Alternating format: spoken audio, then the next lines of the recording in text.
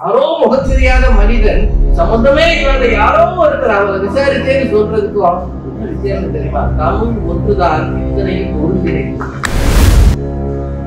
என் வாழ்க்கையில ரொம்ப நெருக்கடியில நான் இருந்தப்போ சிட்டி வங்கியில எனக்கு ஒருத்தர் சங்கரா இருந்தார். அவர் மட்டும் அந்த நேரம் அந்த வாய்ப்பை எனக்கு வாங்கி தரலன்னா தொலைந்து போன மனிதர்களின் எண்ணிக்கை பெருகிக் கொண்டிருக்கிறது. நினைவுகளில் அவர்கள் இன்னும் அப்பா அப்பாவோட நீங்க போட்டுப்பாங்க. நமக்கு எவன் பவுடர் ஊர்ல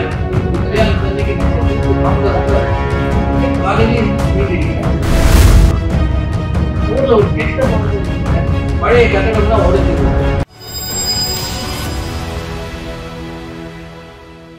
வந்தாயா தமிழை வாழ வைக்க போறான் அப்படின்னு அடிக்கடி சொல்ல.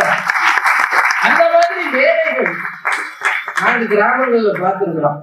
இங்க சின்ன அவையில பேசுறது சந்தோஷம். எங்க போனாலும் தேர்தல் குளத்துல இருக்கிறவனும் முத கேள்வி கேட்பான், அம்மா வரலீங்களா? அதெல்லாம் வர முடியாது. அவங்க பெரிய பேங்க்ல வேலை பார்க்கறாங்க. பெரிய பேங்க்னாங்க ரொம்ப அகலமா இருக்குமாங்க. இல்லையா, அது 24 hours ஜாப். அப்ப நீங்களும் தானே பேங்க்ல வேலை பார்க்கறீங்க. நான் 24 hours வேஸ்ட். அவங்க எல்லாம் வரமாட்டாங்க ஐயா, ரொம்ப சிரமம்யா. விசாரிச்சேன்னு சொல்லுங்க. ஒரு வயசான ஆள் சொல்லும்போது உண்மையிலேங்க உங்க குடும்பத்தினர் உங்க உறவினர் உங்களை பார்த்து நல்லா இருக்கீங்களா விசாரிச்சேன்னு சொல்லுங்கன்னு சொல்றதுக்கும் யாரோ முகம் தெரியாத மனிதன் சம்பந்தமே இல்லாத யாரோ ஒருத்தர் அவரை விசாரிச்சேன்னு சொல்றதுக்கும் என்ன வித்தியாசம் தெரியுமா? தமிழ் ஒன்றுதான் இத்தனையும் ஒருங்கிணைத்து. தமிழ் மட்டும்தான். அந்த மாதிரியான ஒரு சிறந்த பேச்சாளர் இன்னைக்கு ஒரு தீர்ப்பு சொல்லி இருக்கிறாங்க. நான் அதை மாற்ற முடியுமான்னு எனக்கு தெரியல. அதனால போப்பா இல்லைன்னு சொல்றீங்களா? அதனால வர்ற வழியெல்லாம் அவங்க இங்க வரப்போகிற ஒரு பெரிய அதிகாரியை பத்தி சின்னதா சொல்லிட்டு இருந்தாங்க. அது அவங்க ஒத்துக்குவாங்களான்னு தெரியல. ஒரு வரியில சொல்லிடுறேன். என் வாழ்க்கையில ரொம்ப நெருக்கடியில நான் இருந்தப்போ சிட்டி வங்கியில எனக்கு ஒருத்தர் மென்டரா இருந்தார். அவர் மட்டும் அந்த நேரம் அந்த வாய்ப்பை எனக்கு வாங்கி தரலன்னா நான் எப்பவோ எல்லா துறைகளையும் விட்டு வெளியேறி இருந்திருப்பேன் அப்படின்னு அவங்க சொன்னாங்க. மனப்பூர்வமான ஒரு நன்றியை அவருக்கு நான் சொல்லணும் அப்படின்னாங்க. இதுதான் நேற்றைய நினைவு இல்லையா? நிறைய பேரை நாம வழியில் தொலைத்து விடுகிறோம். இன்றைய வாழ்க்கை மிக வேகமானது. தொலைந்து போன மனிதர்களின் எண்ணிக்கை பெருகிக் கொண்டே போகிறது. ஆனால் நினைவுகளில் அவர்கள் இன்னமும் இருந்து கொண்டே இருக்கிறார். அவர்களை பற்றி நினைக்கிற நினைவு அவ்வளவு சுகமானது, ரம்மியமானது, மகிழ்ச்சியானது. எங்கே இருந்தாலும் மனதால் நாம் அவர்களுக்கு நன்றி சொல்கிறோம் பாருங்க. இதற்கு அடிப்படை காரணம் எதுன்னு நினைக்கிறீங்க? நேற்றைய நினைவு. நேற்றைய கனவு இல்லை, நேற்றைய நினைவு. ஒரு அசோக் நல்லா பேசினாரு. கல்யாணத்துக்கு யாராவது சந்தோஷமா இருக்கீங்களா? கல்யாணம் பண்ணி சந்தோஷமா இருக்கமா இல்லையான்றது யோசிக்கிறோம். ஆனா கல்யாணம்ன்றது சந்தோஷமா இருக்கு. நமக்கும் ஒரு ஆள் பொண்ணு தருன்னு ஒன்று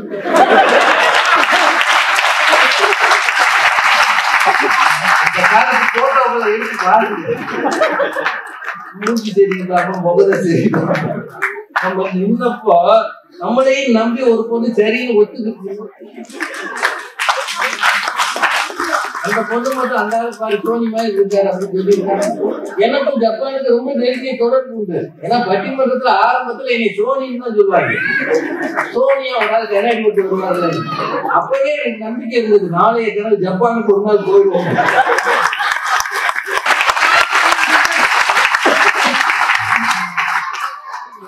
கல்யாணம் சந்தோஷம் தானங்க. 1000 சண்டை போட்டாலும் அக்கா வீட்டுக்கார் அப்படி நிறுத்திட்டு நிற்பார் சைட்ல.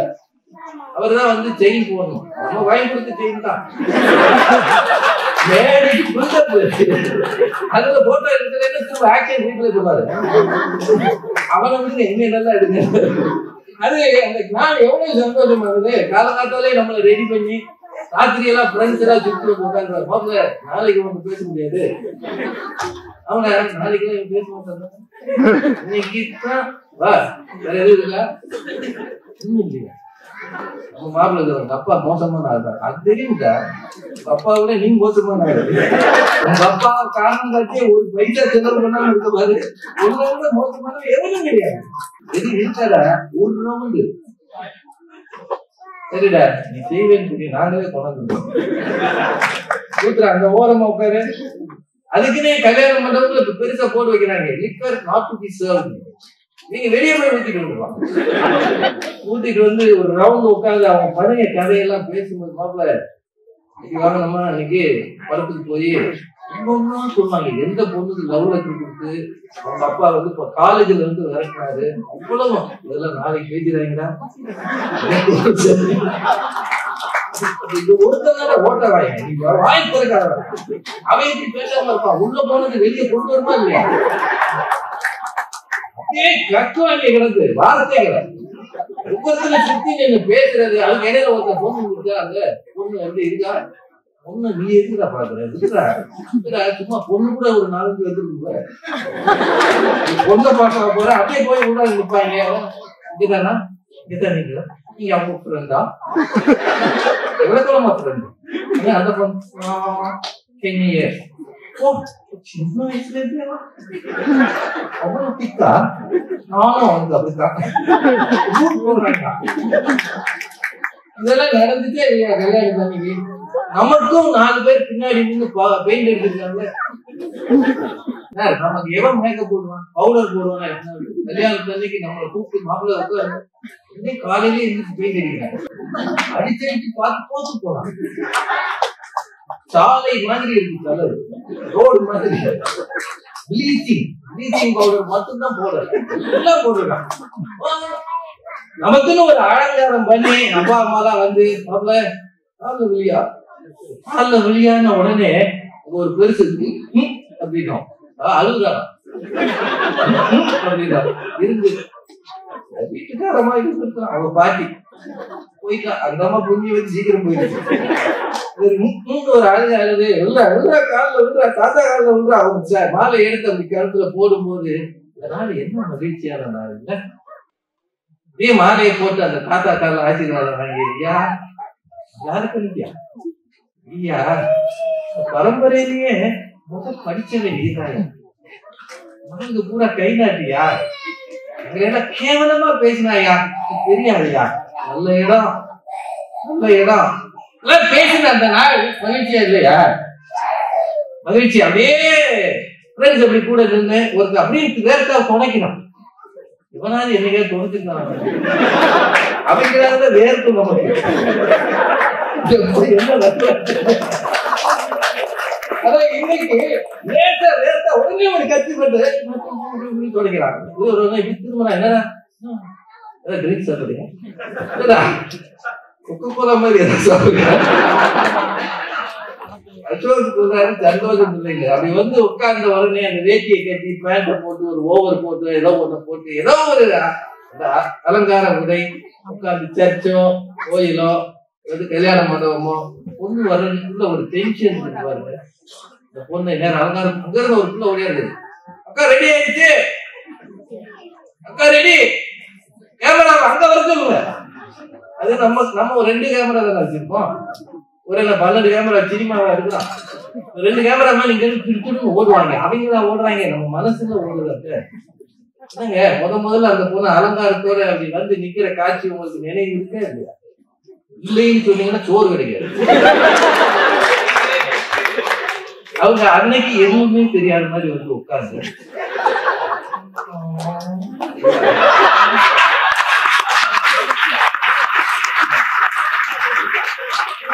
நிச்சயதார்த்தத்துல இருந்து அன்னைக்கு வரைக்கும் 6 மாசமா விடாம பேசிருப்பாங்க. ஆனா அந்த பொண்ணு ஒண்ணுமே தெரியாத பக்கத்துல இருக்குமா பேசுமா இருக்கு வச்சுக்கிற பின்னாடி நிறைய பேசுறேன். இதெல்லாம் மகிழ்ச்சி இல்லைங்களா? நினைவுகள் மகிழ்ச்சியானதுதான், எல்லா நினைவுகளும் மகிழ்ச்சியானதுதான். சில நினைவுகளை தவிர தவறு செய்தால் அந்த நினைவு ஊத்திக்கிட்டே இருக்கும். அவர் ஒரு நல்ல செய்தி சொன்னார். ஒரு சிலர் எப்பவுமே நல்லது நடக்கும் போதே கெட்டது நடக்கும் நம்பிடுவாங்க. ஒரு நல்ல ஒரு மனநிலை சைக்காலஜில அது ஒரு அப்படி ஒரு சிலர் இருக்கிறாங்க. போய்கிட்டு இருக்கும் போதே விமானம் விழுந்துரும் நினைக்கிறாங்க.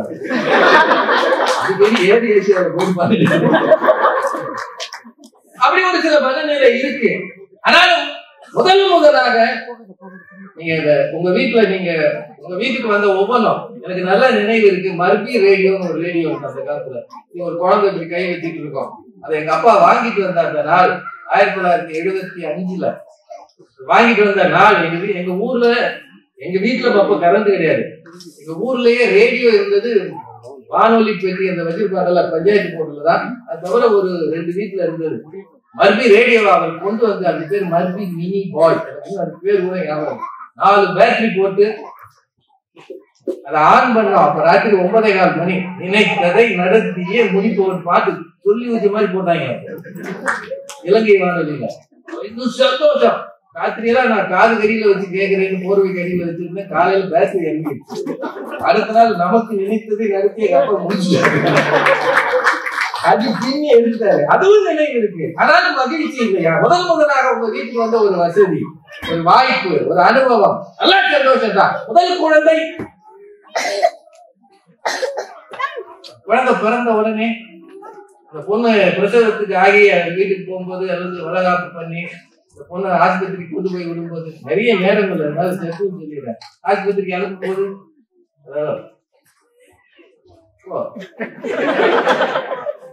சொல்லுங்க, ஒரு மாசம் ஃப்ரீயா இருக்கு. யாராவது சொன்னீங்க இல்லடா செல்லம், கூடவே வந்துடா.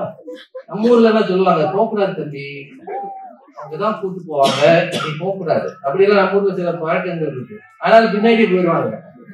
போய் அங்க உட்காந்து ஆஸ்பத்திரியில சேர்த்த உடனே கூடவே வாசல்ல குறுக்கு நெடுக்கு நடந்து உள்ளுக்குள்ள இருந்து ஒரு சாதாரண அட்டெண்டர் வந்தா கூட 4 கேஸ் இருக்கு. நமக்கு தானே அது உயிர், அங்க இருக்கிறவங்களுக்கு கேஸ் 4 கேஸ் இருக்கு. எந்த கேஸ் சொல்ற? என் மனைவியா, எந்த சிவப்பா ஒரு அம்மா இருந்துச்சு, அந்த அம்மாவா, அது இன்னும் 4 மணி நேரம். அது என்ன இந்த கருத்து இதெல்லாம் இருந்தது. அந்த குழந்தை பிறந்த உடனே அது சிசரியனோ நார்மலோ கையில கொண்டு வந்து அப்படி கொடுக்கும் போது வாங்குறீங்களா? சந்தோஷமா இல்லைங்களா? இருந்துச்சா இல்லையா? ஐயா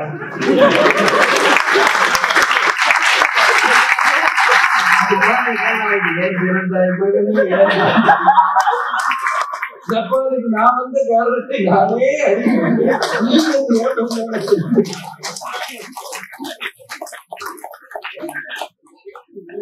என்ன மகிழ்ச்சியா! உடனே போன உடனே ஒரு போட்டோ எடுத்து அதை நெட்ல வாட்ஸ்அப் அதுல உடனே ஊருக்கு தான் அனுப்பி, தாத்தா அங்கிருந்து ஐயா அப்பா எங்க அப்பா மாதிரியே இருக்காங்க.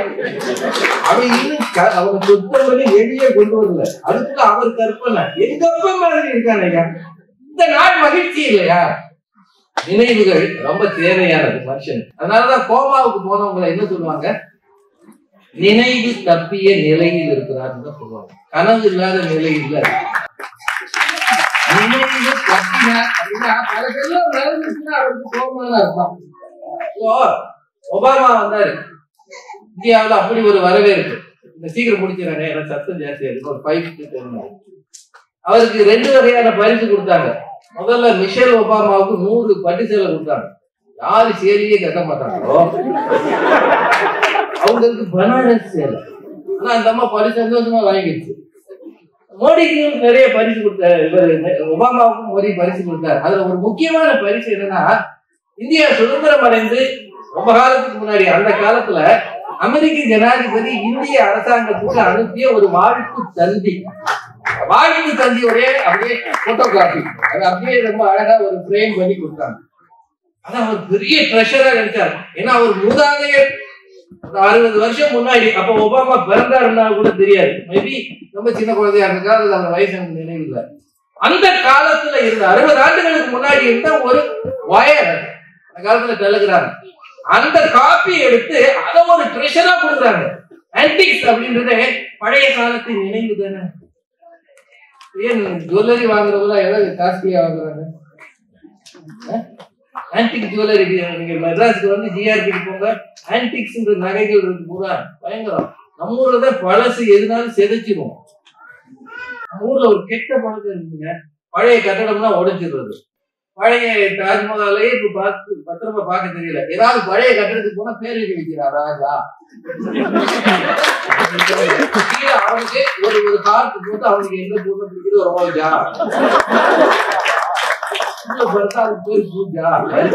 இதெல்லாம் எங்க கேட்டா? அமெரிக்கா நாடுகள்ல பழமையை பாதுகாக்கிறாங்க. இங்கிலாந்துக்கு போனீங்கன்னா பழமையை பாதுகாக்கிறாங்க. இந்த ட்ரெடிஷன் அப்படின்றத பாதுகாக்கிறது மாதிரி நினைவுகளையும் மனத்தில் பொத்தி பாதுகாக்கிறோம். அதுதான் நேற்றைய நினைவு.